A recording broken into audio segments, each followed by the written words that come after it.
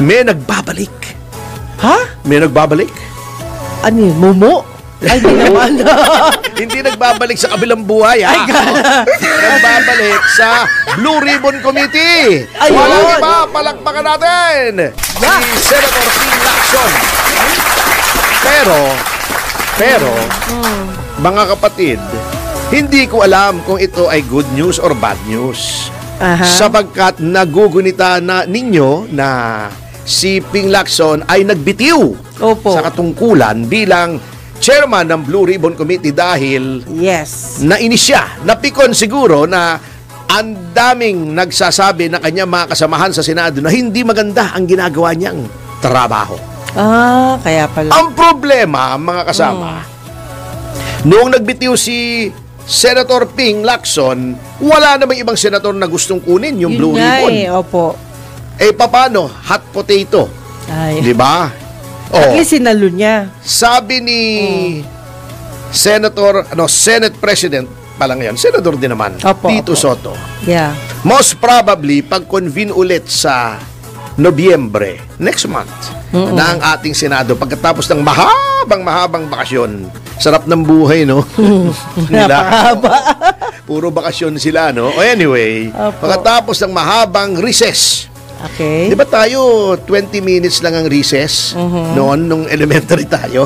Di ba recess? Oo nga. Na mga Minsan- 9 o'clock ba? No, 9:30. Kring recess bago 9:50 kring tapos ng Balik. recess Yun. balik na sa school balik na. recess nila ay most probably hindi pa naman nangyayari kasi Opo. syempre wala pang nagiging pilian kasi on vacation pa sila Opo. Pagbalik nila ng November ay most probably daw ay manunumbalik sa katungkulan si Senator Lacson. At siguro ay nadala na siya sa sinapit niya.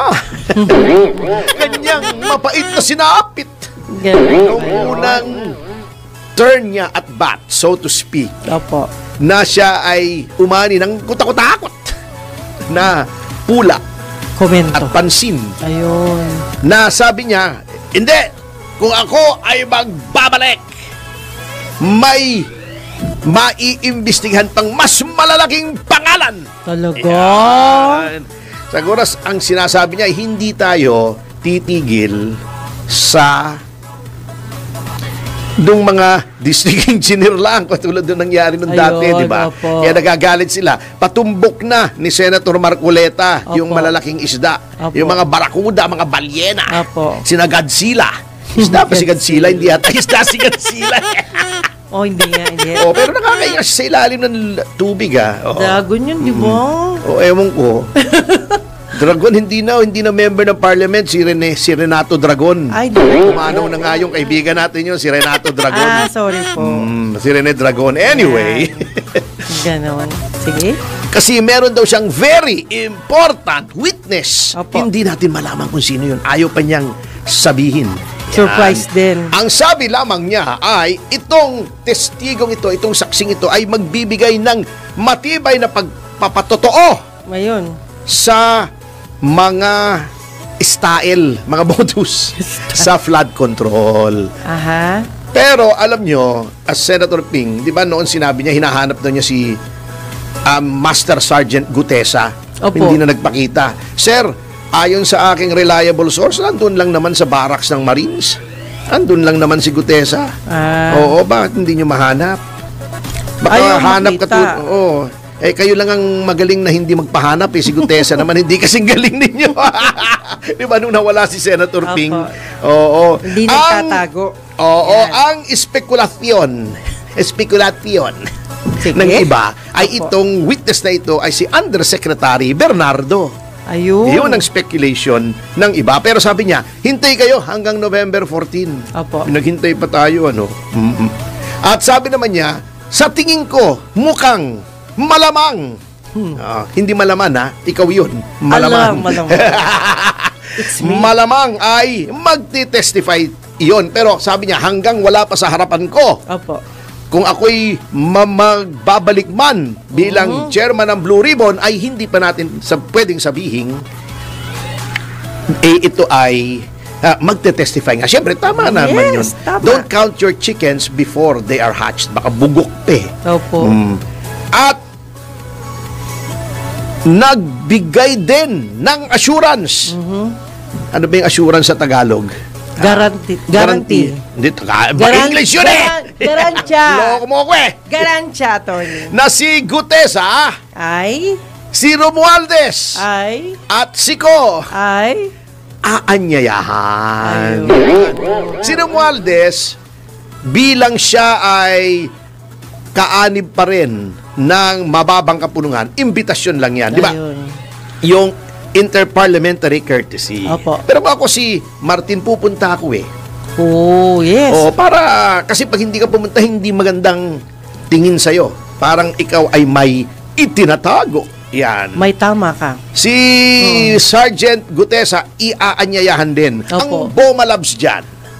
Ano yung Boma Labs? Malabo. Malabo, yan. Baka hindi, kasi Jeprox yun, salitang Jeprox, baka hindi alam nitong bagong henerasyon. Ano?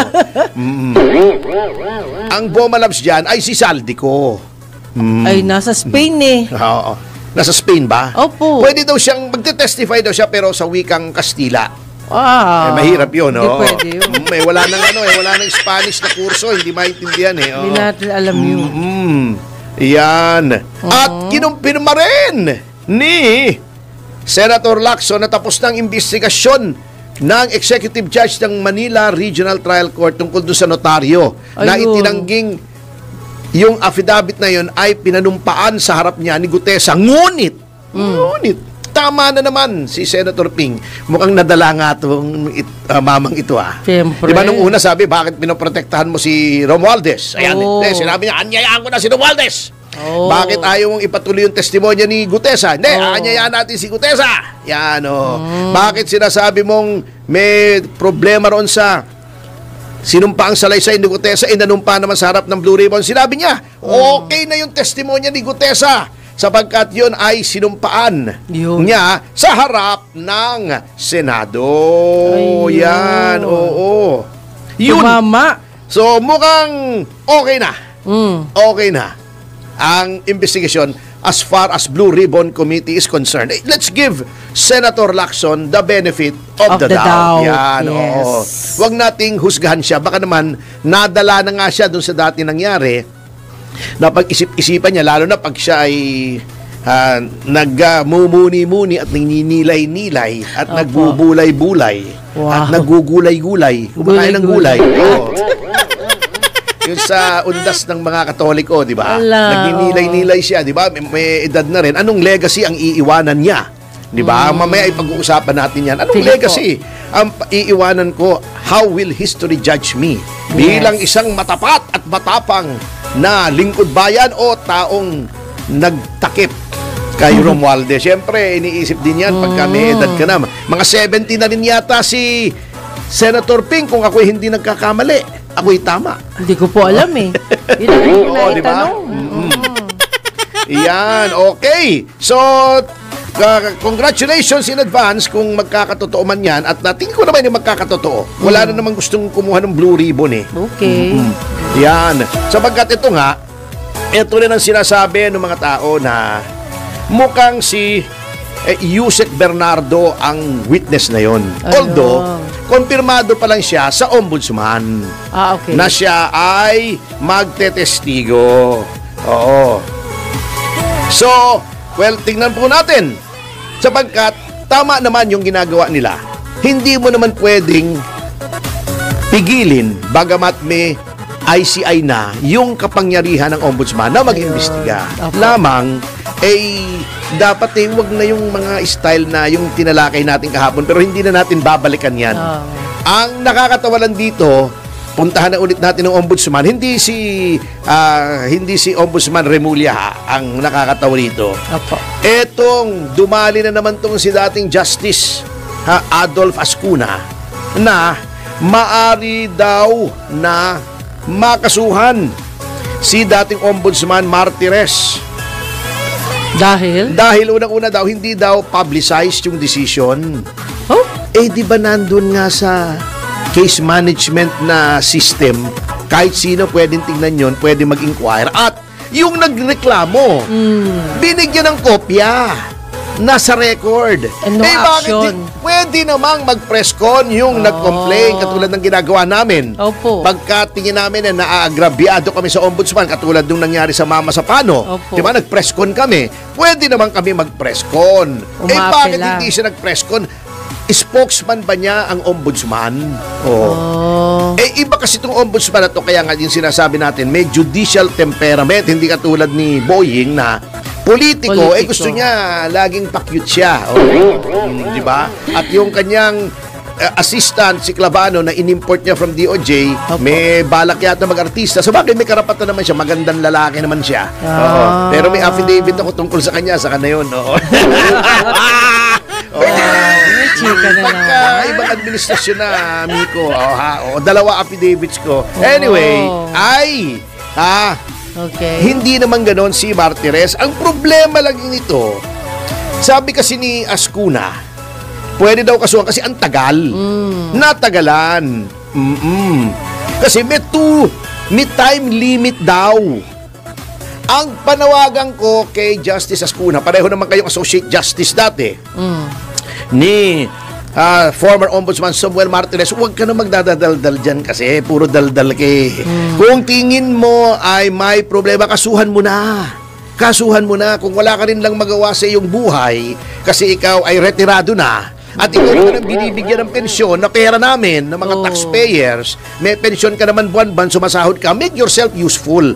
Instead of dumaldal ka ng dumaldal, ay magdemanda ka kung tingin mo mayroong merong may kasalanan. Katulad ng ginagawa natin sa Citizens Crime Watch, di ba? Opo. Tingin natin may kasalanan si ganito, si gano'n. Nagdedemanda po kami. Ayun, ang dami namin sa ombudsman. Kanya lang, ang problema nga, yung kumpiyansa, yung confidence level na natin ngayon sa ombudsman, below Bumalabs sea level na. Oo, pero wag na. Baka sabihin naman ni Primo Boying,